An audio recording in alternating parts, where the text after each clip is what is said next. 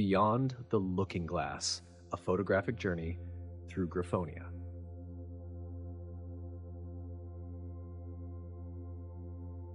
On the continental plate of Mythosia, Aloria stands cold and dry, its northern forested mountains wringing moisture from the frigid air. This leaves it mostly filled with chilly deserts and prairies. Colonists from northeast Lemurica conquered this land long ago, lured by its mineral resources, igniting a gold rush reminiscent of the Wild West, except with griffiforms, prompting researchers at the MRI to coin this era as the Weird West. The Lyre Isles and Olympus Reach are warmed by the ocean currents from the equator. Consequently, the climates of these regions bear an uncanny resemblance to lands surrounding the Gulf of Mexico and the Caribbean. Astria Dominia unfolds as a fertile tapestry of farmlands. The Sylvan chain mirrors an exotic tropical paradise. Viridian Expanse thrives with dense jungles and multicultural cities, reflecting its history as a bustling trading hub that has flourished for centuries. Echelon, positioned at the southernmost extremity of Mythosia, might be expected to share Aloria's cold demeanor. However, the ocean currents maintain a pleasant temperature. Unfortunately, when these same currents collide with the frigid southern winds, fierce storms assail the island. Castanus Anataris.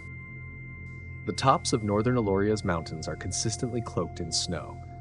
As spring emerges, the intensifying sun casts its radiance upon the southern-facing slopes, causing meltwater to cascade downward and traverse the forested lower inclines, eventually forming a complex network of streams and shallow ponds. Amidst this watery haven, beaverducks make their homes, literally.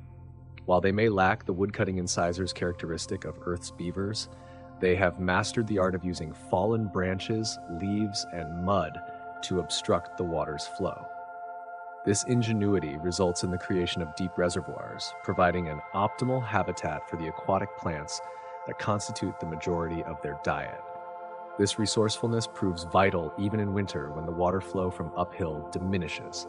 Remarkably, beaverducks go so far as to construct artificial islands within the heart of their ponds. These islands provide convenient access to the water, especially when the pond's surface becomes encased in ice during colder months.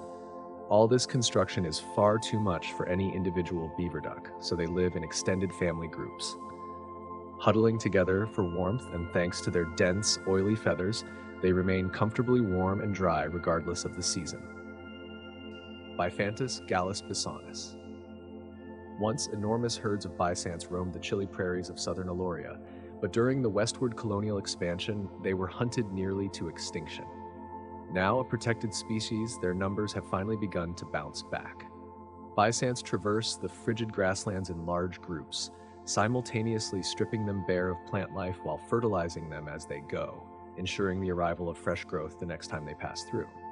As such, they are an essential part of the ecosystem, and their near disappearance almost led to numerous unexpected consequences. The most conspicuous being the increase of disastrous wildfires as dead, dry grass built up in their absence. Male bisants are typically adorned with beautiful golden and iridescent plumage. Moreover, sexually mature males will develop large red patches on their faces and the tops of their heads during the mating season. All gussied up and ready to dance, they perform elaborate displays, covering their drab lower bodies with their shimmering wings and dashing up and down the grasslands until someone takes notice. Hopefully this will be a receptive female bisant, but often an older male will arrive to put them in their places. Prococorvus lotornis. Crackoons can be found across much of Mythosia, but their densest populations are concentrated on the Lyre Isles and Olympus Reach. Originally inhabitants of the forests, resourceful nature has facilitated swift adaptation to the edges of civilization. Naturally endowed with cleverness and curiosity, no garbage can, regardless of its design, has proven a match for their determined pursuit of an effortless meal. In the wild, they consume nearly anything they can find: arthropods, fruits, carrion, and on occasion, even shellfish. Along the sandy shores of the Lyre Isles, hard-shelled clams flourish, constituting a favored delicacy for both local residents and crackoons. While these creatures have developed various techniques to pry open clam shells in the wild, urban-dwelling crackoons have stumbled upon an intriguing approach. Once they secure their desired seafood meal, either by extracting it from the beach sands or raiding a market stall, They transport it to a nearby city street and release it into the traffic. Inevitably, a passing vehicle runs over the shell, shattering it entirely. At the opportune moment, the Crackoons descend, seizing the crushed fragments, and extract the meat from the broken shell pieces in the safety of a nearby rooftop. Mephitara scavengens. Whether soaring high in the sky or traversing the woodlands, no carrion can evade the sculpture's acute senses of sight and smell. For most of the year, they lead solitary lives within Olympus' reach, imperiously prowling through the forests in search of sustenance. Sporting scent glands beneath their tails, they face few threats from predators. Should any creature dare to challenge them, the sculptors unleash a spray of noxious chemicals, targeting the eyes and noses of their antagonists. This acrid deterrent quickly teaches them the folly of their actions. The sculptors even employ this spray to render their discovered food unappetizing to rival scavengers like the Crackoon. Occasionally, sculptors assemble in groups, typically consisting of mates and family members, and take to the skies, flying to the Ilorian prairies to observe the bysant herds during their mating season. Older male bysants do not tolerate young upstarts well, employing their horns to intimidate their less experienced competitors. Yet sometimes, the younger contenders refuse to yield, leading to escalating conflicts that culminate in fatal outcomes. This is the moment the sculptors await. Descending upon the fallen adversary, they feast heartily before returning to their domain. Didelchian virginotabilis Keapossoms are members of the Marsigriff subclass and the only ones to have journeyed to the continent of Mythosia from Tempera. All griffiforms lay eggs. Marsigriffs in particular deposit diminutive eggs relative to their size. Right after laying an egg onto the ground, the mother gently presses her body against it, maneuvering it into a specialized pouch located on her belly. Within these pouches, the eggs are nurtured and eventually hatch, albeit in an underdeveloped state. They remain sheltered within the pouch until mature enough to exit. They do not need to build nests and can carry their young with them wherever they go, ensuring their safety and proximity. Similar to Crackoons, Keapossums are opportunists, although they are not as audacious. They remain hidden in trees during the day, only emerging at night to search for arthropods, carrion, and eggs. While they tend to be reserved around the sapient population of Griffonia, instances of adolescent gangs causing property damage for amusement have been noted. However, when caught off guard, even these troublemakers freeze and drop to the ground, feigning death, a well-known survival tactic aimed at deterring potential predators. Auriculapis atricitus. Dawn breaks over the farmlands of Astria Dominia, and the air fills with the songs of chickarabbits. It's a familiar and delightful sound to the island's inhabitants, except for farmers who consider the little herbivores the greatest menace to ever befall them.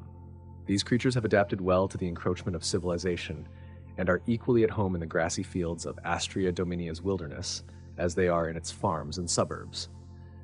Having evolved to dine on grass, seeds, and berries, the sudden influx of tasty, edible crops provided a bounty of riches, and their population exploded. Though these creatures remain reticent around sapients, their foraging escapades span from rural farmlands to the heart of suburban gardens. Numerous strategies have been attempted to curtail and manage their surging numbers, yet each effort thus far has proven to be an exercise in futility. In recent generations, Astrians have given up on these efforts and have even embraced these little pests. The chickarabbits have become a symbol of prosperity and of Astria Dominia itself. After declaring their sovereignty, this former farming colony even prominently placed the indomitable chickarabbit on their new flag. Pandiopardus halipardalis. Much of the Sylvan Chains Islands have become inundated with beachgoers, souvenir stands, extravagant hotels, and restaurants where the appetizers cost almost as much as the plane tickets the tourists purchase to reach there. Even the wilderness excursions resemble guided strolls through carefully manicured gardens. Happily, there remain one or two truly untamed corners, such as the brackish coastal swamps of the southern island. Here, ospreyots employ their versatile skills to hunt lizards and keapossums. These remarkable creatures are adept climbers, swift flyers, and even proficient swimmers, leaving their prey with few places to seek refuge. Their speckled coats blend seamlessly into the dappled shadows beneath the forest canopy. Tragically, This captivating plumage nearly led to their demise. Before the tourism industry took over the islands, many inhabitants flocked there solely for hunting ospreyots and profiting from their hides. The species teetered on the edge of extinction before the government introduced new laws, effectively banning the feather trade and imposing severe penalties on poachers. While their numbers have partially rebounded, the ongoing loss of habitat has supplanted hunters as their latest threat. Pavoa constrictor. Peabos gracefully navigate through the lush jungles of the Viridian Expanse. Their vestigial hind limbs might not immediately catch one's attention, as they are obscured by its luxurious plumage. These remnants of limbs and the absence of venom glands position it among the most primitive members of the Quetzalcoatl forms. Despite its non-venomous nature, the Peabo secures its meals by encircling its long body around prey and gradually applying pressure, suffocating its victim. Male Peabos boast elaborate and ostentatious feathers, a surprising feature for creatures that engage in stealthy hunting. Although they predominantly hunt at night, a question lingers: why would they burden themselves in such a way? This phenomenon can be explained by the concept of costly signaling. A Peabo that exhibits such conspicuousness yet still manages to capture enough sustenance to survive until sexual maturity must possess exceptional hunting skills, thus potentially producing equally adept offspring. It should be noted that Peabos can also be found on the Sylvan Chain Islands, where they were initially imported as pets and subsequently escaped into the city. Hydrocygnus alorius. The Swapibara stands as one of the few permanent inhabitants of Echelon, whereas other griffiforms in the area are mainly passing through. Many of these transients choose to make their appearances during midsummer when the storms are less menacing. This time of relative calm provides a suitable environment for raising their young, particularly in a land that has a historical scarcity of predators to contend with. Additionally, long-distance travelers might opt to make a stopover on Echelon during midwinter. This allows them to recuperate before continuing their journey to safer lands. And while Swapibaras may venture forth to the other islands of Mythosia and even Tempura, Echelon is where they will always return, gracing its many ponds, streams, and even hot springs. Echelon's location on the very southern edge of the continent positions it adjacent to a continental subduction zone. While the island is not volcanically active, there is still a great deal of geothermal activity deep below, warming the groundwater and creating steaming pools of hot, mineral-rich water on the surface. Swapibaras take full advantage of these during the winter months and seem content to share them with the island's other inhabitants.